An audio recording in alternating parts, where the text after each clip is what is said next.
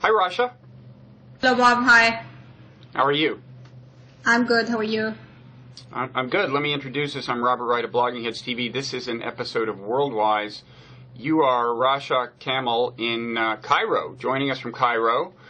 You are a physician in Egypt. Yes. And you joined us shortly after the Morsi government was deposed and gave us your perspective as someone who was in favor of what had happened. So I wanted to check back in with you and see how you think things are progressing on that front. But before we do that, I wanted to, given the fact that by the time this airs, possibly, America may be engaging in military strikes against Syria, I wanted to ask you how that prospect is perceived in Egypt. Well, I'm afraid it's not quite welcome. We don't see that you have solid grounds for you to interfere, and we're afraid that this is just going to be another Iraq. And let me be honest with you, the U.S. motives here are always in question. I mean, we do know that you have denied the Syrian opposition when they requested repeatedly over the past year, for you to provide them with chemical weapon protection gear and masks, and the Obama administration have denied them that. And now all of a sudden we find that you want to interfere with the military action. And we see the other opinions, I mean, of the other European states, now of the UK and of Germany and of Italy, and we strongly believe that this should be the decision of the UN Security Council. I mean, it's not for the US to decide. This is not. There's no threat posed to the UN, to the US national security. So I think this should be the Security Council decision. And of course, you have to consider the impact of such a strike globally and regionally. I mean, with Iran and Russia and everything. Mm-hmm. And is that perspective pretty widely shared? I mean, you would generally identify, I think, with what was the liberal opposition to Morsi. But of course, there are other factions, certainly including those who support the Muslim Brotherhood. But is it your sense that that even, say, people who support the Muslim Brotherhood, who of course would tend, I assume, to not be big fans of the Assad regime, that they also are skeptical of or opposed to an American strike? Yes, we are definitely not fans of Assad's regime and what he's been doing, and we were happy that the revolution had kindled there the same time that ours had, and of course we wanted things to progress differently there, but still we're not happy either with the U.S. decisions. Or, I mean, I've told you last time, the general sentiment here is quite anti-U.S., and we've had it with the U.S. meddling with our affairs, to be honest with you. Okay. And is anything else you want to say on that Syrian prospect before we move on to matters in Egypt? Well, I mean, I don't want to be misunderstood here. We're totally opposing the use of chemical weapons. We're totally opposing the use of violence in general, and we're hoping for some sort of political reconciliation there, or some sort of ceasefire or anything. But still, I don't think there's grounds for the U.S. to interfere with military action. Okay. I mean, what you can do is you can, like all the rest of the countries in the region, you can provide medical aid. You can provide the gear that they've asked you to, the chemical weapons protection gear, the gas masks. You could try to pressure politically the Assad's government, the Syrian opposition government or administration. We're all hoping for some sort of reconciliation there soon. Okay. And now I gather that the U.S. was not especially popular among almost any faction in Egypt to begin with, right? I mean, the Morsi supporters feel that the U.S. did not try to stop its government from being deposed, whereas I think the protesters and the people who supported what happened feel that the U.S. has not been supportive of them. And in fact, there's still the question of whether the U.S. will suspend aid to Egypt, and it has done some kind of token things by way of at least forestalling the delivery of certain kinds of aid and so on. So I assume, to begin with, the U.S. is just not popular in Egypt, pretty much across the board right now, right? Yes, absolutely. And we've discussed this the last time. The withholding the military aid is not really going to affect us. I mean, withholding those 4 F-16 planes is not really going to affect the average Egyptian citizen. Okay. We don't want anybody to meddle with our affairs. I mean, we want support, but we do not want threats, and we do not want meddling with our affairs. Okay. Now, when we spoke a few weeks ago, I was suggesting that maybe the word coup was an appropriate word for the deposition of the Morsi government. You were saying you didn't think it was appropriate. I think events since then, including the way the government has suppressed the opposition of the Muslim Brotherhood, and how in some cases it's done so violently, and various other things have led, at least in America, those who were calling it a coup feel that they have been vindicated, that there's now more evidence that this was a classic military coup. It's the military governing it. There are military governors of the various regions in Egypt, I gather, or at least some of them. But I assume you still think, or you tell me, I assume you still don't think this was a coup, and I assume you're still broadly supportive of what has happened, but maybe with some qualifications. I don't know. So why don't you let us know how you're feeling about events now? Well, we still do not perceive this as a coup. We're still very thankful to what happened. And at this moment, I don't really think it matters if it's a coup or not anymore. Things are the way they are right now, and we all have to deal with it. If you're going to bring up violence, you do not just bring up the violence in dealing with the opposition. Why don't you bring up the violence that they started with? They're the ones who were violent to begin with. If you want to mention, of course, the famous break of the sit-in, that was not a peaceful. If this is what you're referring to, correct me if I'm wrong. That was not a peaceful sit-in by any means. That was an armed, barricaded sit-in. With, they had besieged the neighborhood. The people were fed up with what they were doing. There were points of checking the people. They were frisking the people, the people who lived there, who simply lived there. They were being frisked. They were being asked for IDs. They were being detained and beaten up for the least doubt of their identities. There were police officers who had been captured and tortured. There have been several reports of torture camps. There have been several corpses who have been discovered in the neighborhood of the sit-in, and after the break-in, it was discovered right there. Of course, let me bring this up too, the Amnesty International report on August 2nd. They identified this as a non-peaceful sit-in, and it was armed, and it was all weaponed. And there were lots of attacks and lots of witnesses about episodes of torture there. So if you want to bring up violence, just please please focus on the whole story. Who started the violence? And there were lots and lots of opportunities and lots of calls for breaking the sit-in peacefully. There were lots of negotiations. There were people who were called in from abroad, from the US, from Europe, to try and work this out peacefully. But of course, it was not successful. And even before the break of the sit-in, there were several warnings, and there were calls for the peaceful protesters to walk out peacefully with assurances that they will not be harmed. Even during the actual break of the sit-in, there was a channel just allocated for the walkout of the peaceful protesters who were unarmed, and all that was caught on video, and they were walking out peacefully undisturbed. Actually, this is how most of the leaders who were hiding in there had the chance to flee. I suppose they just walked out dressed up as women in a club or something.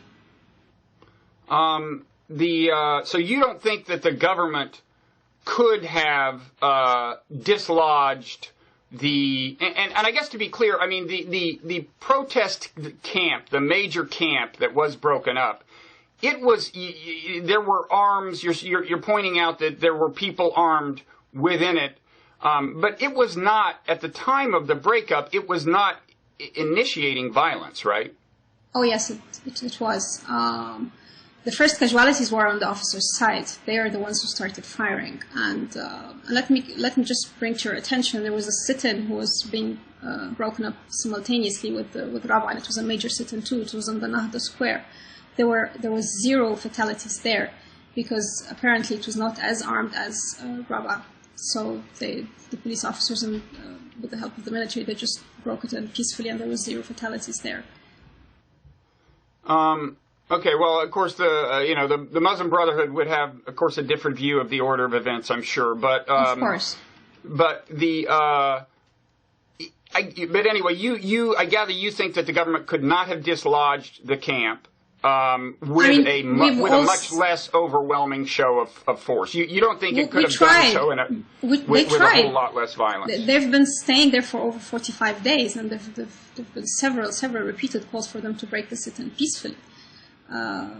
Let me not repeat myself again. There were several trials peacefully and politically, and negotiations and everything. And I mean, if the intent was to go in and just kill everybody and just shoot everybody, they wouldn't be doing that. They wouldn't be giving lots and lots of warnings. There were lots of warnings for them to come out. Okay. Now, what about the ongoing? Well, most people are saying repression, and most people in America are saying repression or suppression of the Muslim Brotherhood. And of course, before this camp was set up, the government had already set about fairly systematically to arrest, detain leaders of the Brotherhood. And what I'm hearing is that this is a more thoroughgoing suppression of the Brotherhood than anything that happened under Mubarak. So this is a whole new level of. There's apparently an attempt now to just destroy the organization, which was not something that happened under Mubarak. Do you think that's justified?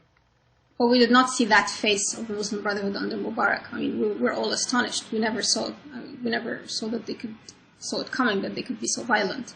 There was always the open threats of violence and chaos on their part. I think it's just reactionary. This widespread arrests and detention, it's all with orders from the prosecutor, orders for fetching and detaining. And there are trials, and there are charges against them and trials to be done. Of course, there are several concerns that some of these arrests might be retaliatory, might not be really called for. But as I'm clearly trying to tell you, that there are orders of arrest for these people, there are clear charges against them, and they are going to stand trial. If I'm going to compare this to war on terror that happened in other countries, I mean, we're not going to allow another Guantanamo here, where people are just shoved in prison and nobody will hear about them. There are lots of human rights organizations who are following this.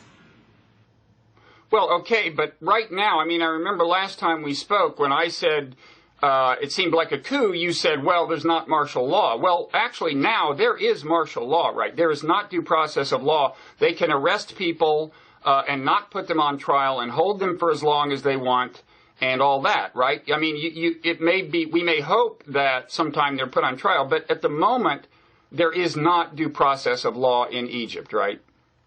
No, they are going to face trials. Yes, there is martial law in Egypt. It's not really martial law, it's emergency law. They are going to face their charges, and they are going to be tried, and they're going to be tried in civilian courts, not in military courts.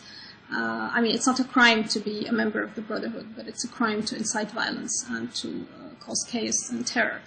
I'm sure you've seen the footage of what happened last Friday and the Friday before, the random shooting, the machine guns shooting of civilians, the setting fire of governmental institutions, massive attacks on the police stations and the police officers and the police forces, this cold-blooded murder of the 25 conscripts in Sinai.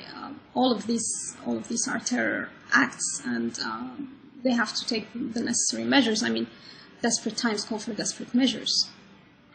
But it's certainly not the case that all the people who have been arrested were inciting violence, right? It just seems like they've just arrested everyone who is prominently associated with the Muslim Brotherhood. It certainly isn't the case that they were all publicly advocating violence, right? Well, most of them are. They were either advocating violence publicly or they were facilitating it. And as you can see, I mean, the last 2 weeks after the widespread of arrests, you can see that things have quieted down enormously in Cairo, which means that these demonstrations weren't really a popular demonstrations. I mean, it was not really an act of what the people want or the people showing how they feel. It was just organization orchestrated by the leaders, and once the leaders were out of the way, these demonstrations were no longer orchestrated. There's a huge difference between these 2 weeks and there's before. Also, I mean, I do think another factor is that demonstrators, people who might want to demonstrate fear, that if they demonstrate, they'll be killed by the government, because the government has killed hundreds of demonstrators, right? Don't you think that's a factor? Well, we've seen a lot of demonstrations over the past 3 years. I mean, since 2011. Most of the demonstrations, there have been random killings and there have been accusations of excessive force used by the police, especially in the first year of revolution, 2011. But most of the demonstrations were peaceful. Most of the sit-ins were peaceful. It was only these two sit-ins, these two major sit-ins in Annahda and Rabaa, that it was extremely armed and extremely dangerous, and there's no way you could call them peaceful. And the demonstrations of last Friday, there's footage of people with machine guns shooting at random. There are people with the black flags of Al-Qaeda. There is the threats and the actual execution of acts of terror all over the country. Right. But I mean, what country in the universe would just sit back and allow this to happen? I mean, what kind of administration would sit back and allow this to happen to the country and to the civilians? There has to be some sort of action. Right, but to be clear, I don't think the Brotherhood has endorsed the actions of people flying the flag of Al-Qaeda, for example, in Sinai. And at least in America, most analysts say it's really not all that clear what the relationship is between the Brotherhood and the traditionally kind of violent and extreme elements in You seem Sinai. to ignore the clear announcement by al-Baltagi, which is a prominent leader of the Muslim Brotherhood. He clearly announced that the terroristic attacks that are going on in Sinai are going to stop once the deposition of Morsi is reversed and Morsi gets back to become the president. That was a clear announcement on air. It was live. How can you just ignore that? How can you ignore that and tell me that it's not I didn't know about that, but when did it happen? Oh, it happened. It was on the stage of Rabaa before the break of the sit-in. There were clear, cut and open threats. I mean, you can't just ignore that. No, I don't ignore it. It's caught on tape. There's footage of all that. I'd be glad to provide you with all the videos for all that. I'd be happy to have them. Of course, the context of this is that from the point of view of the Morsi supporters, they were a democratically elected government that was deposed by the military, and so it's not surprising that I guess you've gotten a fair amount of resistance, even if, at least according to reporting I've seen, it was not by and large violent resistance. But you're saying that there actually was more violence than I realize, and I yes. will, and I'm not in a position to check. But I mean, I guess my question is: are you surprised? And are people in Egypt surprised that this didn't go more smoothly in the aftermath of the change of government? I mean, was the thinking that the Brotherhood would not with some degree of energy and organization resist what had happened and kind of refuse to take it lying down? Are you surprised that the new government had to use this much force? Yes, we did not expect them to be that violent, and I'm talking about the Brotherhood now. If any violence was used from the government, the current government or the current administration, it's just reactionary to what the Brotherhood has offered us to begin with. We were, yes, of course, it was expected that they will not take it lying back, and that they were going to form, or they're going to present us with some sort of opposition and resistance. But under no circumstances we expected this kind of violence and this kind of, it was like a small battle in Cairo and actually all over the country. With time they were supposed to understand. But the problem with them, you see, is that they never understand and they never listen to the voice of the people. That was the problem with them from day one. Had they had any chance or any intention of listening to the people, maybe they would have put their act together and things would have been better, and maybe we would have still had Morsi right now. But they just refused to listen. By now, with all the numbers, with all the vast numbers that have taken to the streets wanting Morsi out, they should have known that they should just forget about the legitimacy of the ballot boxes anymore. Democracy is not just ballot boxes. Democracy is, yes, it's elections, but elections is just a way to represent the will of the people. Forget about those ballot boxes when the people themselves have taken down themselves to the streets. And democracy is also holding the person that you elect to accountability. And if he is not up to the standard that we expected him to be, we have every right to impeach him. It's only that we did not have a parliament to impeach him, so we had to do it that way. Your Nixon was a democratically elected president, wasn't he? And you had impeached him for far simpler reasons than that. But I'm sorry. We literally impeached them in accordance with the Constitution. We impeached them in accordance with the rule of law. We don't. If most people oppose a president's policies, which actually happens pretty often in America, we don't have the military depose the government. And we what do you it do when that according to the rule of law. That's different. Yes, well, we did not, as I pointed to right now, we did not have a parliament at the time. And what do you do if that very president had declared himself above the law, and the judicial system cannot oversee anything of his actions?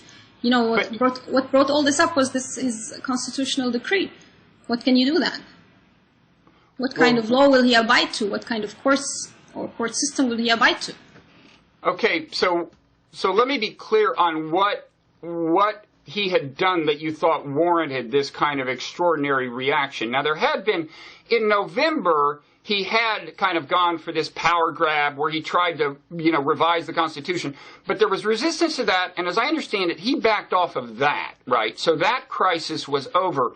What had he done in the meanwhile that was so extraordinary that, I would think that in our system, the president himself would have to be seen as fundamentally violating the rule of law and trying to subvert the democracy for something this extraordinary to be warranted. So what is the worst thing Morsi had done in the preceding few months that warranted this reaction?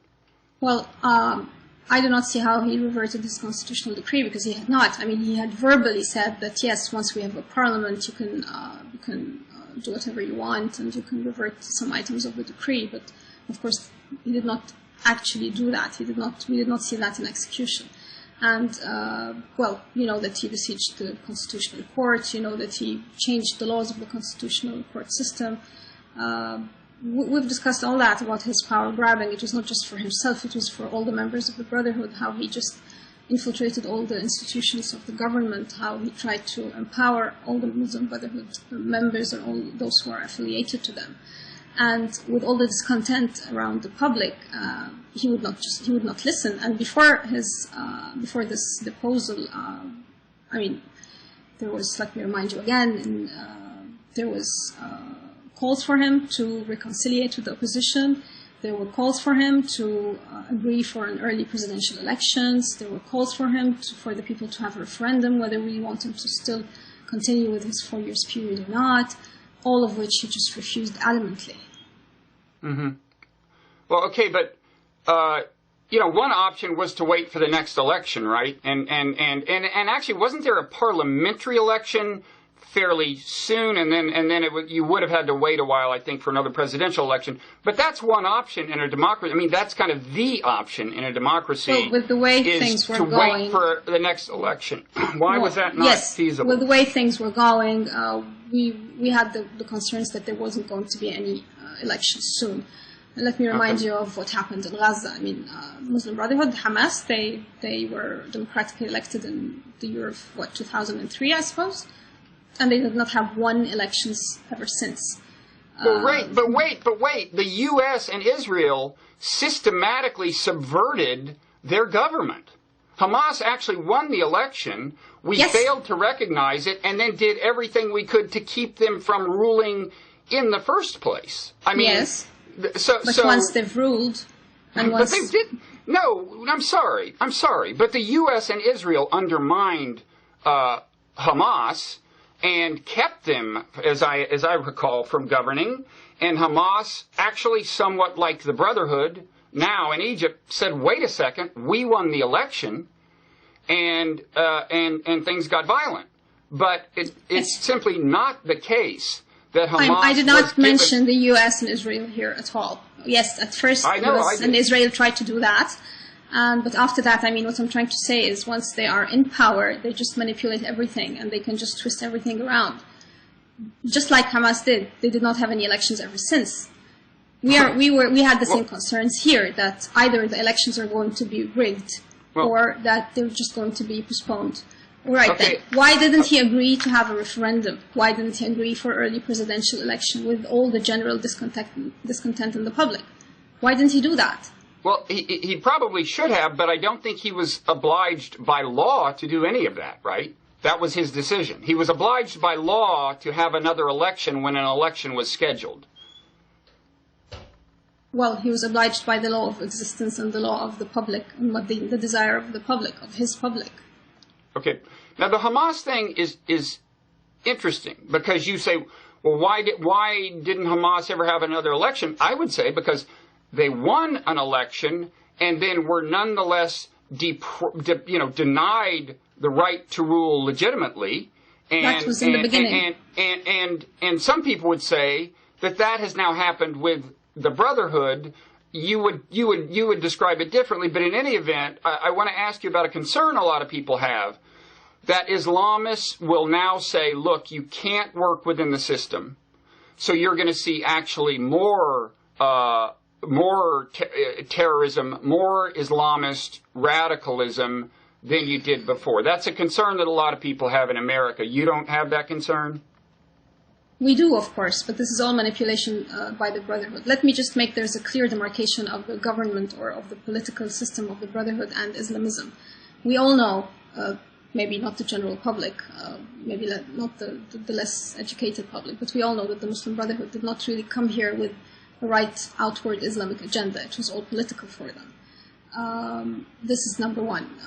Number two, we tolerated with their government. I mean, he was properly elected. He was in office for over almost a year. Throughout, he had done lots of things that had caused public discontent and riots. For that, we demonstrated peacefully. We never demonstrated in an armed way or in an unpeaceful way. All our demonstrations and all the opposition demands were totally ignored. We again and again showed him our discontent. We again and again kept protesting, kept demanding changes, but he just wouldn't listen.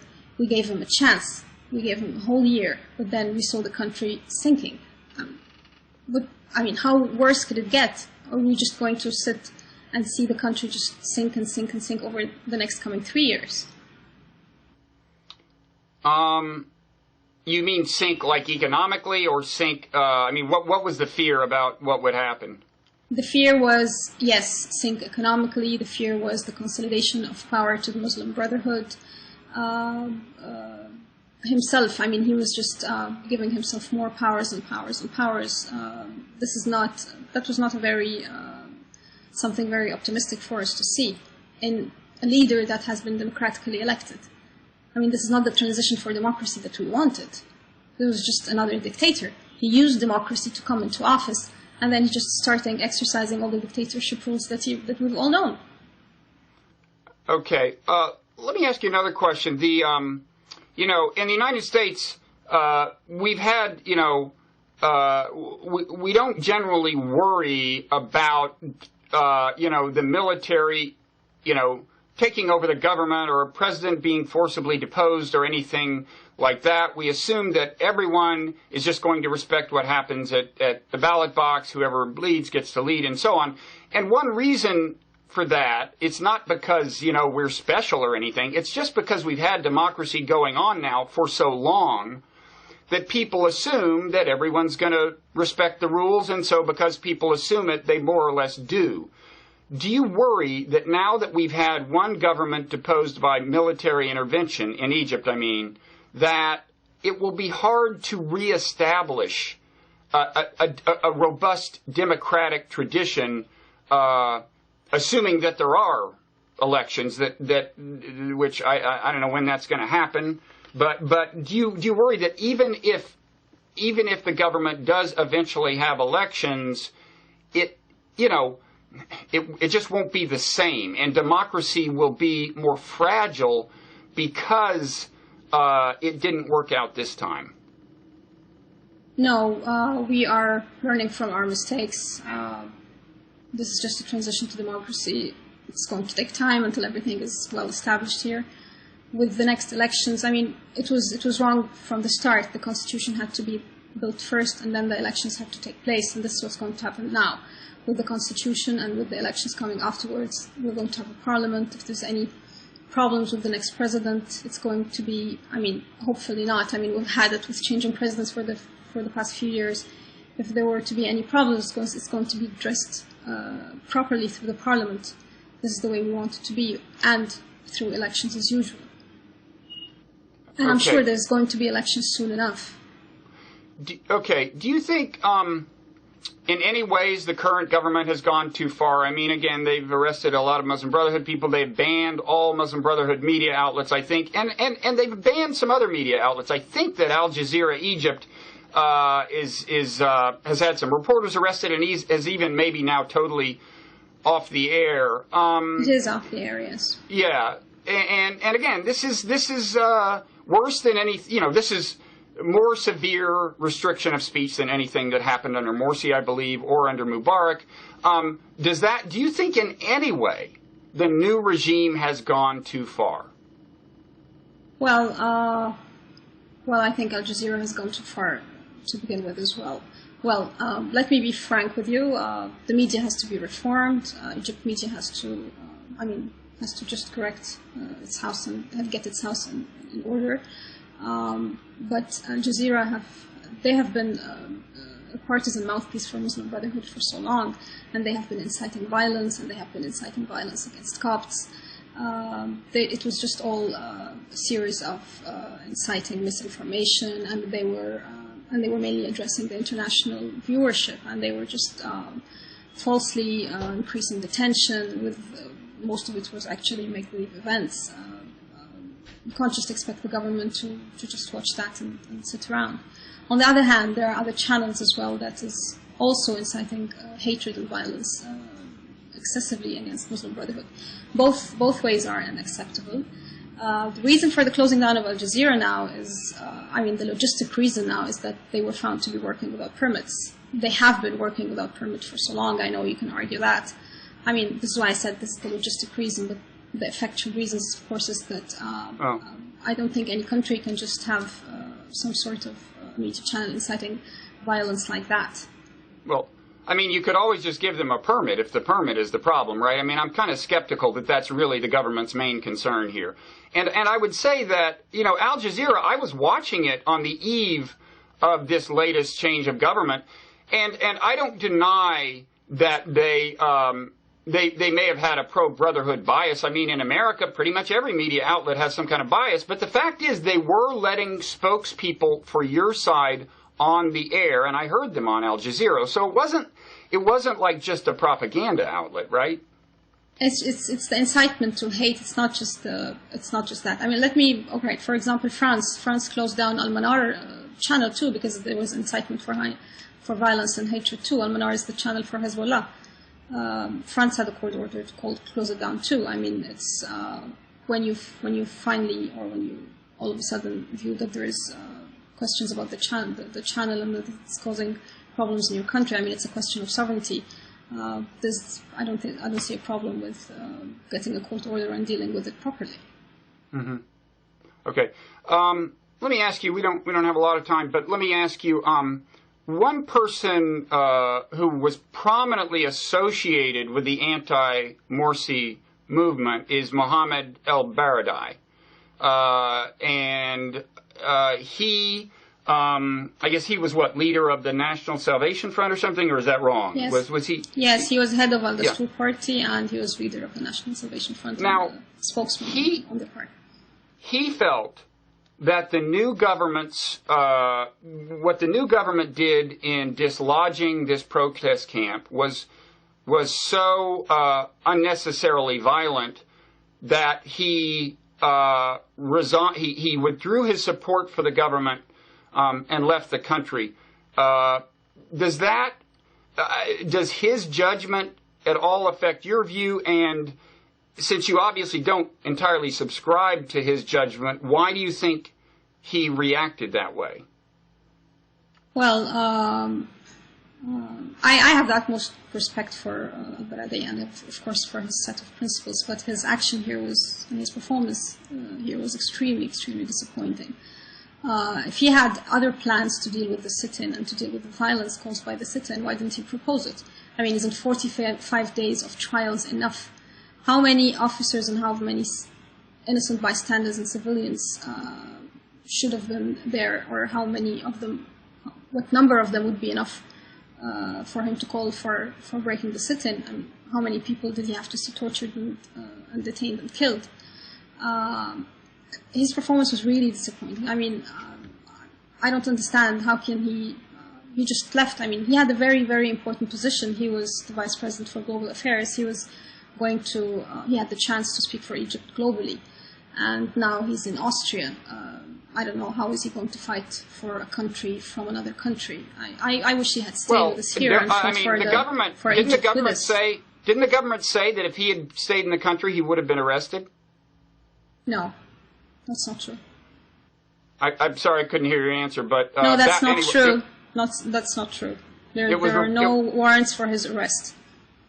It was reported here that the government, that there was some intimation that he would have been arrested. And in any event, no. I have to say, I certainly don't blame him for assuming he would be arrested, since the government had arrested pretty much every prominent person in the opposition. No, like I told you, the people who were arrested had charges and had orders for their arrest. There's no such a thing for him. I mean, nobody really can call for his arrest because he resigned. Of course, there is the public sentiment towards him has changed enormously. Very disappointed at what he did. But no, there are no orders for his arrest, no warrants for his arrest. Okay. Let me just, in closing, ask you, what are your expectations about the future? I mean, when do you think you will have actual elections and a constitution? And is there some point at which you'll become disenchanted with the new government if you don't have them? I mean, if a year from now you haven't had elections, will you start thinking, wait a second, this is just Mubarak all over again? You've got, what is your hope and expectation about how rapidly things are going to happen there? Well, things are happening actually right now. I mean, the 10-member technical committee for the constitutional amendment are finalizing their first draft, and then there's going to be the 50-member constitutional assembly. It's going to draft the final draft for the constitution. There's already discussions about the parliamentary elections, whether the ballots, how are they going to be. Already discussions about the electorates and the electoral districts, and also there are suggestions that the parliamentary elections can be done alongside with the presidential elections to win time. I think it's going to happen sooner or later, and I do believe that it's going to be sooner, and I think that the performance of the current SCAF, the current Supreme Council for Armed Forces, is much better than the previous one, and I believe that they have learned a lot from the mistakes of the other one. It's just a question of stability and order, having stability and order in the country, and then we're going to move on as quick as possible. I guarantee you that. Of course, if I'm wrong, if this does not happen, we are going to be there to oppose, and we are going to be there to protest, and we want our country to be on the right track, and we want our transition to democracy. I mean, this is what all of this is about. And you don't worry that this government would violently suppress demonstrations, even though people in the Muslim Brotherhood would say that's what happened to them? I don't think so. Again, I have to bring your attention to the differences between our demonstrations and the Muslim Brotherhood demonstrations. Okay. I don't think so. If we keep them peaceful, like we've always kept them peaceful, I don't think there would be cause for any use of violence. Okay. And just quickly, I mentioned Mubarak a couple of minutes ago. Now, as I understand it, he's been released from prison and placed under house arrest. I would think that would bother some people in your movement, since, after all, initially, he was the one you wanted to depose, and he was the one that, it was thought had so disserved the Egyptian people that he deserved to be in jail. Has that shaken the does it bother you personally, and has it shaken the confidence of people in the new government? Not really the new government. You see, all these verdicts have already been passed out in the past year when it was Morsi's rule, and some of them were already in the former SCAF's rule. It bothers us, of course. It's not what we wanted, but we kind of expected it because the trials against him were so poorly set out, and all the evidence was tampered with. That was, of course, the doings of the police force at the time and of the general prosecutor at the time. He was being tried for ridiculous charges, the proper charges, the violence against the demonstrations, the demonstrators, and the killings of the demonstrators have all been discarded because of lack of evidence.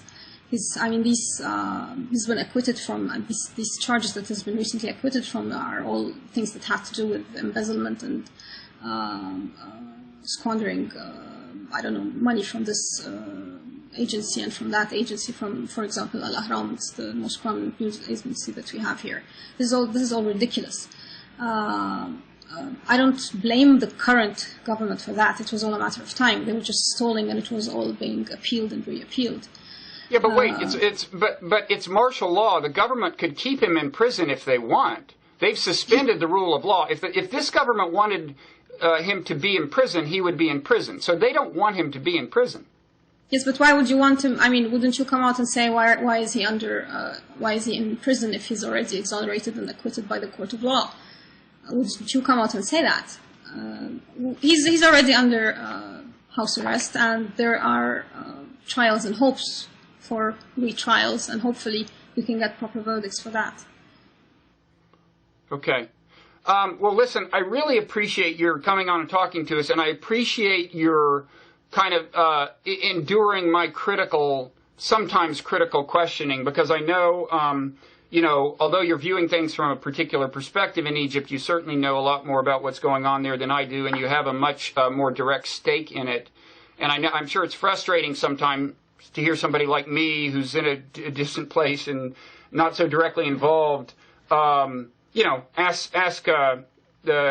you some of the pushback I've given you. But so thanks very much for tolerating that and for being such an articulate spokesperson for your point of view, Rasha. No, you're most welcome. But let me ask you a question now that we've mentioned Mubarak. How come you never ever questioned his step down, or how come you? When I say you, I mean the U.S. administration, the U.S. people. You never questioned whether that was a coup or not, even though it was very, very similar circumstances. Okay, I'm gonna ask you to repeat that, because a funny thing has been happening in our transmission. We're actually speaking. I'm calling you from Skype, and in general, with your answers, the first few seconds I cannot hear. So if you could ask that question again, and start talking, but don't ask the question within the first few seconds, I'll be able to understand it a little more clearly, I think, if that makes any sense. Okay, I was just pointing out, it's not really a question, I was just pointing out to the similarity of the situation of the deposal of Morsi with the deposal or forcing Mubarak to step down. It was a popular movement backed up by the military then, and it was a popular movement backed by the military in June 30th and July the 3rd. So why is it a coup, a military coup now, and it was not perceived as a military coup then? By the U.S., by Turkey, by the other countries that are opposing? I think the answer you'd get here is that Mubarak was not truly a legitimately elected leader. I know they had elections, but he also basically banned anyone who could have conceivably defeated him from running, right? The perception here is that Morsi was the first president in a long time who could say that he was actually legitimately elected. I think that's the answer you'd get here. But, well, with Mubarak, I mean, you acknowledged him as a president. You were dealing with him very happily for decades and decades. Well, that you had no problems with him being where he is. You had no problems with him being in the position that he was. I mean, the U.S. government was one of his main supporters. Right. Yeah, no, I agree. And I don't support every aspect of American foreign policy, believe me, so I'm not here to defend that. And I think you may have pointed to one of many contradictions within our America's foreign policy. But thanks so much for coming on, and good luck to the whole country, Rasha. Thank you so much.